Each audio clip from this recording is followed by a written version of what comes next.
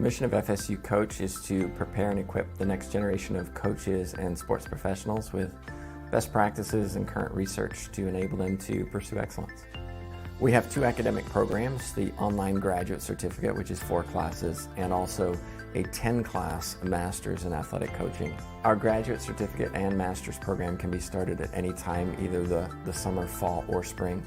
All of our classes have the word coach or coaching in them, and they're taught by coaches for coaches. The types of classes that we offer focus on the athlete as a whole person. We focus on the theory and practice, the research, the helping skills, even some of the mental performance behind what it goes into being an athlete. I came to FSU Coach because I truly believed in the mission and the purpose of the program. I think I have my dream job being a head coach at Florida State, but I know there's always more ways that I can help my athletes and better prepare as a coach, so I thought joining this master's program would help me learn different ways to attack my job.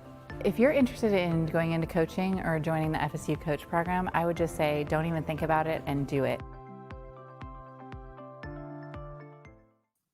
Well, hi everybody. Welcome to FSU Coach Live. My name is Tim Backhurst, and today's guest is Emily Tillman. She's an expert in coaching soccer and working with soccer players. Emily, I'm going to let you tell us a little bit about your history and how you got involved in this. All right. Thanks, Tim. Well, thank you for having me on.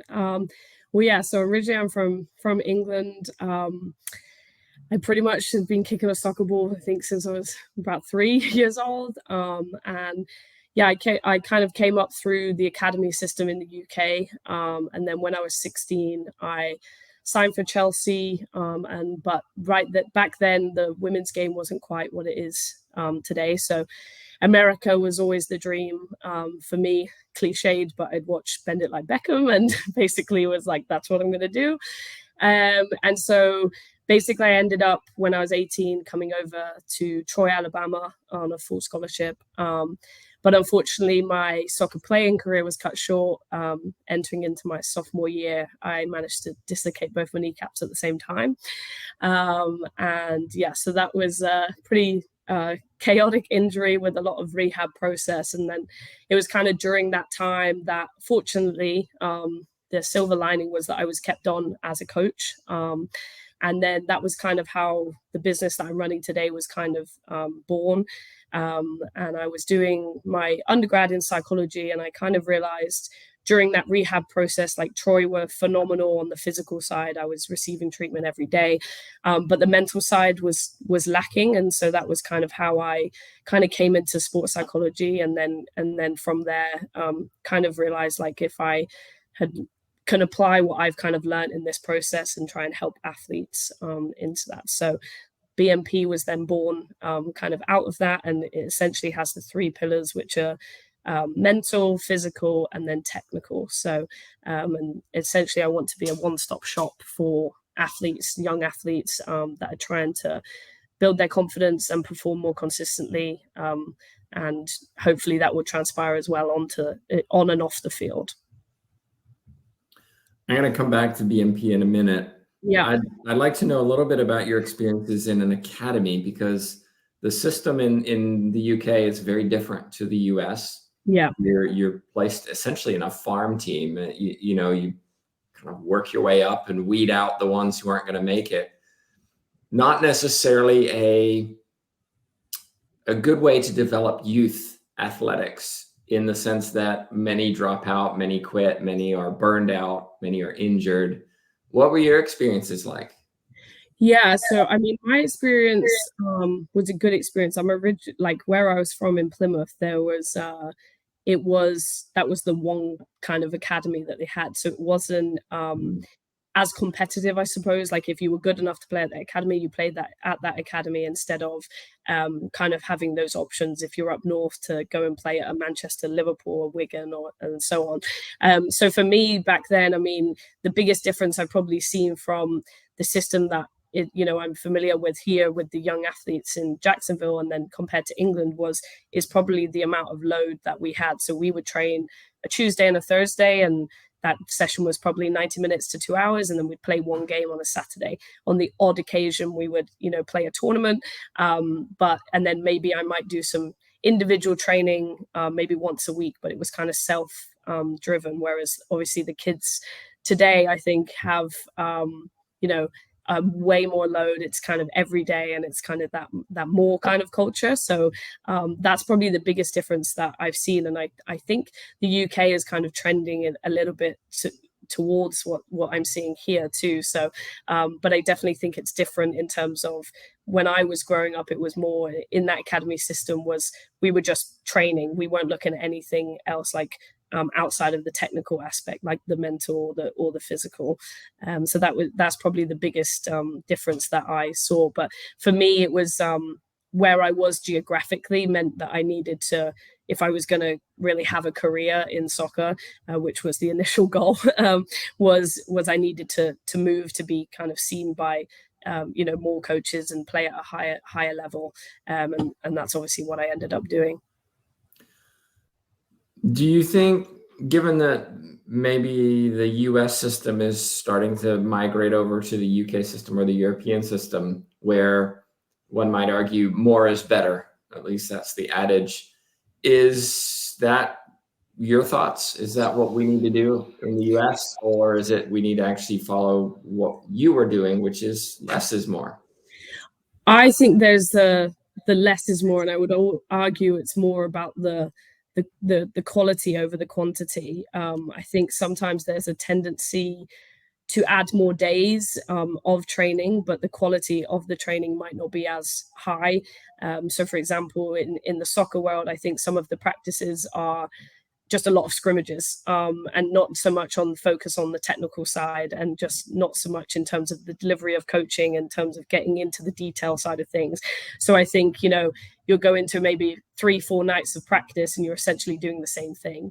So I think from an injury standpoint as well, that's a little bit of a risk. But I think in terms of development, what I've seen from working on the technical side of things in the one-to-one is there's huge gaps in terms of what they have been taught in, even as something as simple as like a shooting technique. And so to me, that is strange if you're spending that amount of time, practicing soccer, but not really practicing soccer, if that makes sense. So I think there needs to be kind of that happy medium between, if managing the loads in the correct way, but also looking at more on the quality of what we're actually teaching the kids instead of the quantity. Because I think the more is culture is more that they're looking at kind of, I'm training 7 days a week, which I wouldn't advise, and then, but what are you actually doing in those 7 days a week?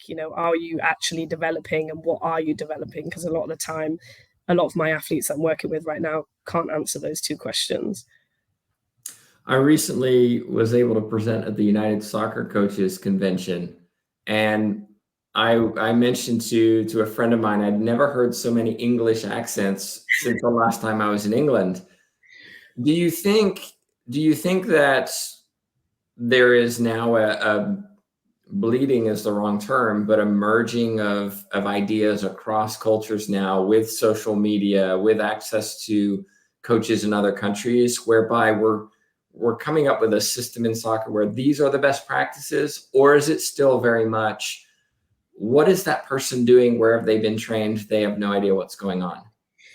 I would say it's probably a little bit more of the latter. I would hope that it would kind of go to the former, but yeah, I think obviously now, I mean, you bring up a good point. I think with like social media and stuff, like it's very dense with the amount of information that is out there, and often it's hard to decipher if you're a young athlete on what is good and what's not, because some of the stuff that gains popularity and traction is misinformed and so on. So I do think I think in part a lot of the kind of lure for an English coach to come over to here, for example, I think is the process in which it takes to become a fully qualified coach in the UK, and well, just across the world. It's a very rigorous and time consuming process. But then I think when in terms of jobs and in terms of opportunities, and in terms of when you look at pay, or a lot of the UEFA A coaches and so on are not getting looked at, and that used to be the, you know, the cherry that you had to, you know, go and get, and the highest thing. But now quite a few people have it, but they're unemployed. So I think, you know, when you look at former players and those kind of things, getting kind of that accelerated treatment. So I think over here in America, I think there's a lot, it's, I don't want to say easier, but I think there's more opportunities to try and, you know, kind of work your way up a little bit better, and create something like I have, for example. It's definitely a lot easier, I would say, because I think, like, for example, I worked at Everton when I lived in Liverpool, and, you know, some of the coaches there, they've dedicated 20 years of their life to soccer, but they can't seem to get out of the academy system. There was no way for them to play, you know, be coaching over 18. They were going to be in that academy system. And a lot of them had migrated to the women's game to kind of get that on their resume to say, I've coached at a pro club. And then unfortunately for the women's game, they were looking then to try and leave the women's game. And it was almost a you know, just a ring on the ladder, so to speak. Interesting. The coaching education system in the U.S. is an interesting one, where many people, myself included, when I moved to the U.S., I was coaching a soccer program, a youth soccer program, and they required 0 qualifications from me. I was a warm body with an interest in helping kids. You're signed up. Here you go. Here are your kids. How do we change that model? How do we make sure that people are getting properly trained and educated to make sure that the coaches are doing what they're supposed to be doing? Yeah, I mean, I think it's a really interesting one with that, because I did definitely notice that it was more here. There was more interesting kind of who you've worked with, not necessarily what you have. I'm yet to be asked, you know, any of the qualifications, whether it's the masters or the strength conditioning and so on. But I get asked a lot, did I play collegiate soccer? And if I, you know, played at Chelsea, then that gets brought up multiple times. And so that's always kind of definitely kind of interesting in that regard. I would say, I think, like, I know in the UK, one of the things that I think is helpful and potentially could be a solution to that question at the grassroots and kind of the rec level is, you know, obviously if you are even coaching any form of a team, you have to have an FA level 1. So then and I think that covers your bases, so to speak, in at least knowing the fundamentals, and then having like a safeguarding and a first aid and that kind of thing, which, you know, isn't necessarily into the coaching side, but it's into the safety side of things. So I think whereas, and I think obviously one of the differences in the UK is that, you know, without stereotyping, I think the majority of people watch soccer. So I think they have a somewhat of an understanding. But I do think here, like you said, like obviously the clubs are funded, you know, on, especially at the rec level and at that grassroots level, on, you know, volunteers. But the problem with that is really, you know, if we're putting emphasis on the rec side of things, we really need people to have a level of understanding, even just on the foundational aspect. So I think if there was some kind of entry level that was fairly inexpensive, because I think obviously that's always a factor, that kind of covered the bases, that wasn't, you know, as hard to obtain. And not that the US coaching system is hard to obtain, but I think a lot of the time, like you said, like they're not necessarily pinpointed to need to do that. So so people don't. But then also obviously in the US system, there's several badges. So I think it can sometimes be, you know, a little bit overwhelming, I guess, if you're just kind of doing it part-time or to help out your kid or the club that they're playing for. Yeah, you mentioned one thing in there, which was cost. And I think another thing is just the desire to do it. There's a lot who, why would I have to do that? I know how to play soccer. I was as you alluded to, I played at this level, therefore I have the ability to coach. And there is pushback when you ask for certifications for volunteers from organizations who say, well, we wouldn't have volunteers if we required that. So I don't know there's a solution there that's easy. If there was, we would be doing it. I think you raise a valid point. It's a continual discussion. I want to move on, talk a little bit about what you do, because there are people out there in sports who, you know, I want to get a degree in coaching. I want to coach my sport. but I don't necessarily want to coach in a school system or a college system. You've gone and actually done something where you can generate revenue in the business that you have. I'm curious how you did it so that others who might be interested could replicate that idea. Yeah. So I mean, originally when I was at Troy, I originally before the injury, I had thought, coaching teams and coaching at the collegiate level was originally the aspiration. I was hoping to do that a little bit further, but I was a little bit older. So, but then once I was in the Troy system, I started to kind of realize like one of my roles was actually taking the small groups, like maybe a bunch of midfielders or defenders, and I started to kind of really enjoy that. And actually, the coach that ended up leaving, their partner had like a private kind of coaching business. So when they left, they basically asked me if I wanted to carry that on. And this was whilst I was still at Troy. And I mean, it was 3 or 4 players, but I started to really realize that the technical side of things was really where my passion was.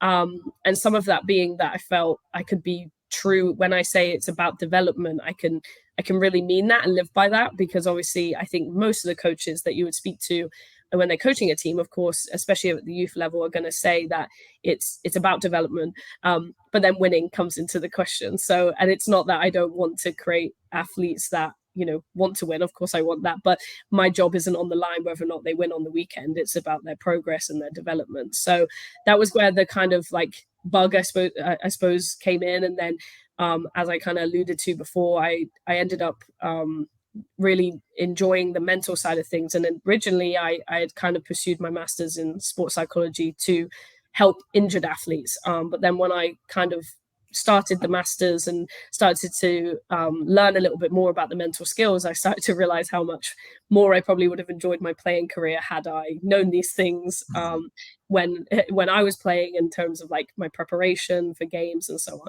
And then I felt like the missing piece was the strength conditioning side of things. And again, I don't know, I will never know like what would have, if I had trained differently, if my injury could have been prevented.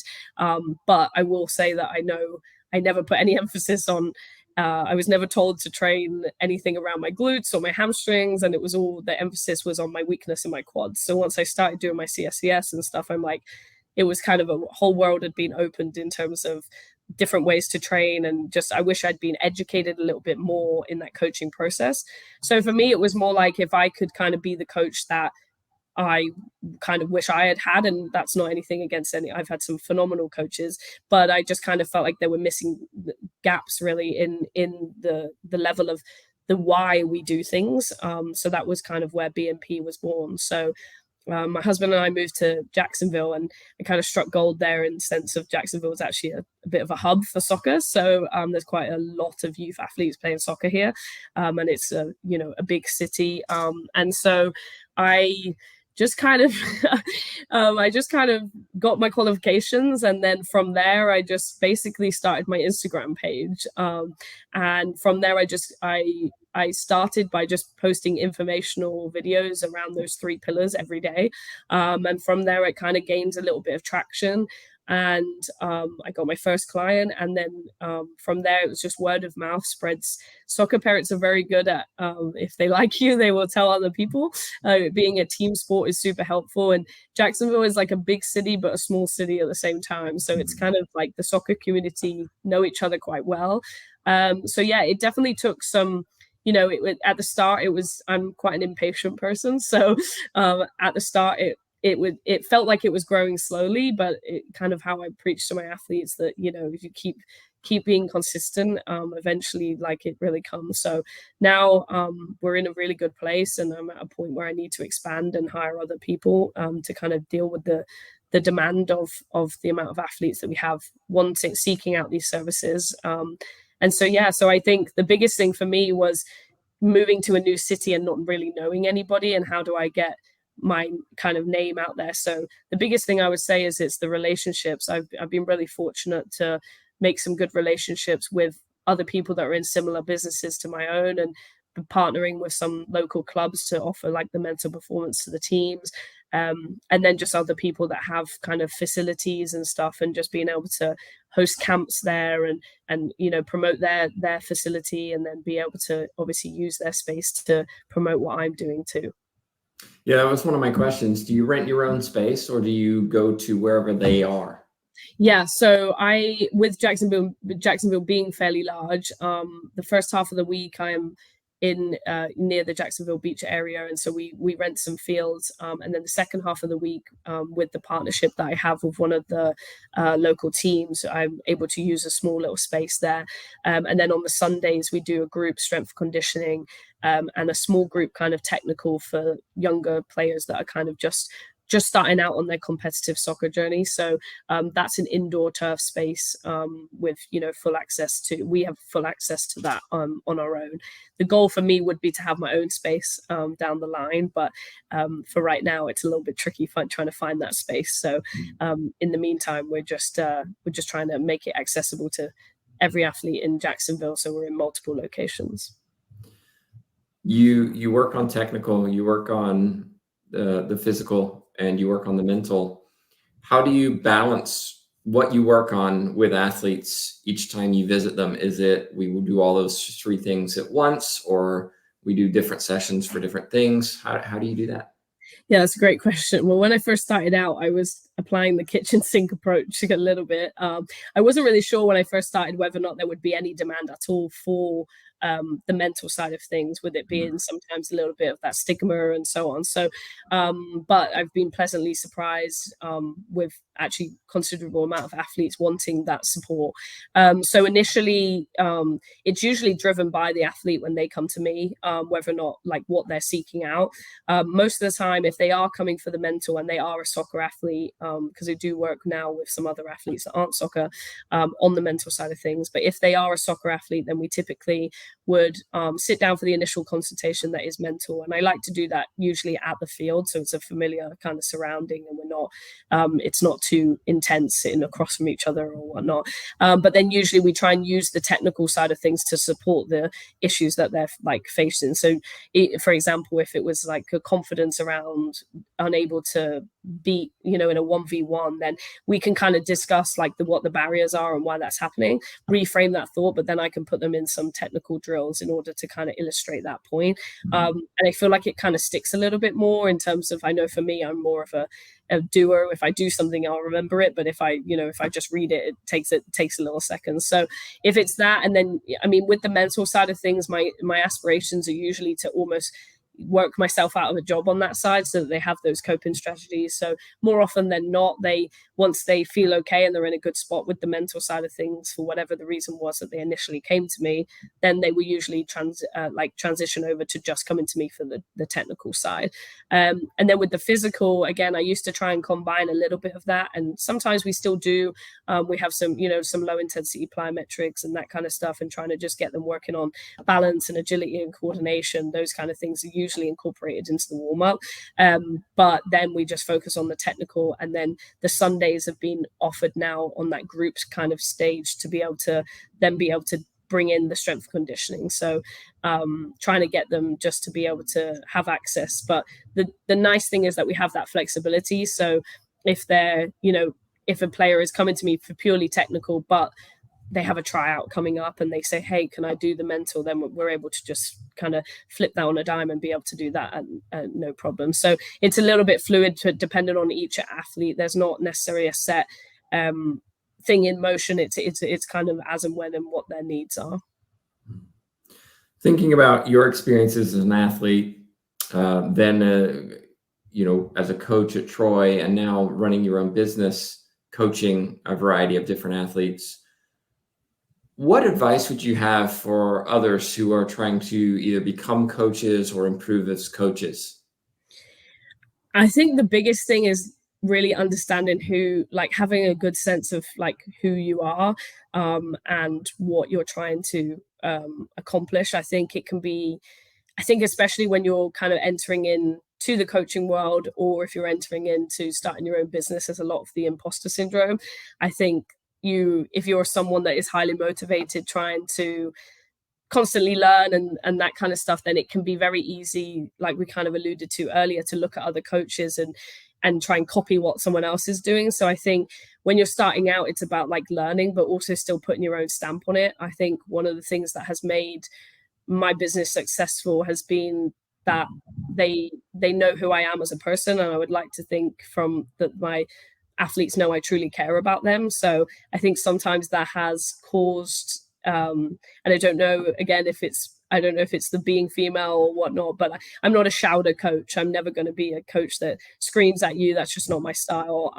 And so sometimes like intensity, for example, has been called into question. And I've always kind of had that little thing of, oh, do I need to change? And then like, that's not me. So I can't do that. And I know what my intensity is from a work rate ratio, but I also know that screaming at you is not going to, in my opinion, get the best out of you. So there has been times where it's been tempting to, where you've been compared to other coaches, or you've been, and my old coach used to do this, and it's very easy to try and then go, oh, should I change? But then if it's not truly you, so I know it sounds a little bit cliched, but I think the biggest thing is trying to figure out really who you are as a coach and who you are as a person, in order to kind of, the biggest thing I think the best coaches are, they bring across their personality in the coaching. So I think if you're going to be in it for the long haul, you have to be really who you are, and that has to come. And I think it's okay as well. I think sometimes in coaching, you kind of put, I know I've put pressure on myself in before, that I have to be an expert.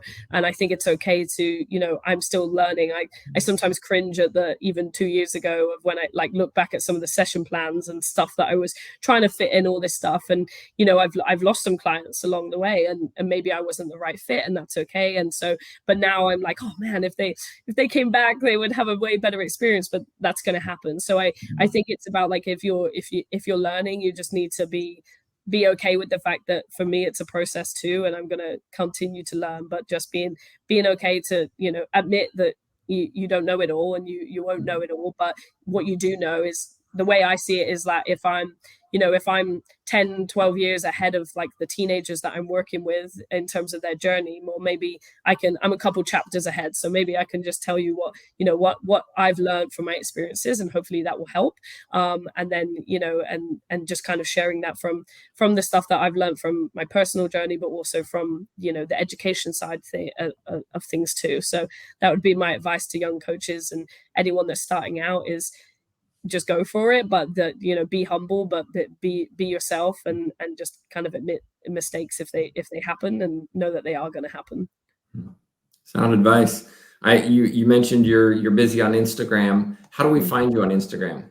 You can find me at Body Mind Performance, and then the underscore at the end. Yep. So those of you who are listening to the podcast, it's at Body Mind Performance with the underscore symbol at the end of that.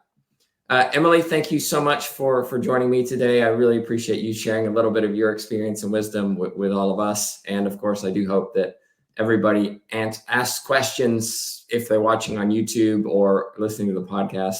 Be sure to subscribe, by the way, everybody, to make sure you get notification of when we do go live. But on behalf of myself, Tim Backhurst, and Emily Tillman, thank you so much for watching. Thanks for having me, Tim.